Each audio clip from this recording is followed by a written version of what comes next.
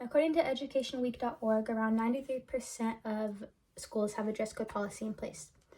So today, for my persuasive speech, I'm going to be talking about how dress codes don't have a good point that's being brought across, and more often than not, it's more negative than positive. And I'll be talking about it from a girl's point of view.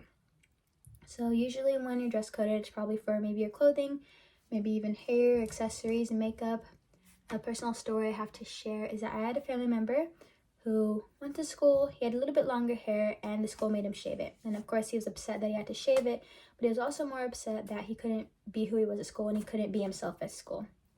Usually when kids are dress coded, they're probably forced to change what they're wearing, or they may be even sent to detention, maybe taken out of class, or maybe even sent home, which is also another reason why I think dress codes can be negative to our students, because they're taking away from learning time when it's probably not even a big deal. It's probably for maybe a spaghetti strap, although there may be some times when dress coding is necessary. More often than not, it's probably not. So on NEA.org, they're talking about how it's the girls' fault for the boys' reactions to clothing, and I think that is wrong. They give the idea to girls that our bodies are distracting and that more often it's our fault for the way boys are acting, which is why I think dress codes give off the wrong idea.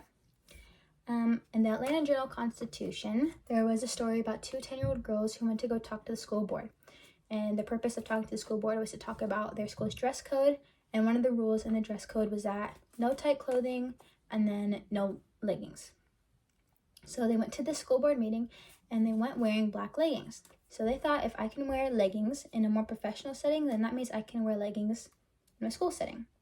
And they were trying to bring a point across that leggings were not a distracting piece of clothing, and it wasn't something they should be dress coded for.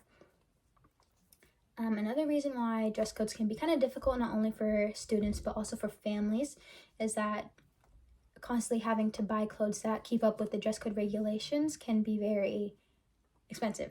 You constantly have to buy new clothing, like new shorts, new skirts, maybe shirts, maybe even shoes that meet the dress code regulations. And say these families can't provide these constantly new clothing, then maybe the kids are getting in trouble at school when in reality it's not their fault.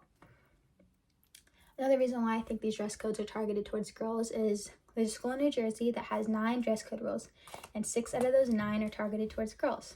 And I feel like towards girls that can be very detrimental to us and very detrimental to how we think of ourselves and how we think of ourselves at school. We maybe will feel like we're being constantly watched at school and feel like we have to watch what we wear and watch how we present ourselves, but shouldn't be the case.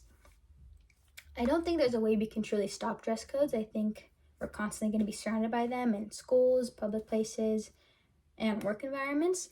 So I think that a way we can fix the dress code problem is not make it seem like it's our fault for the way our clothing is fitting our body, and also make ourselves known that it's not our fault for the way clothing is fitting our body.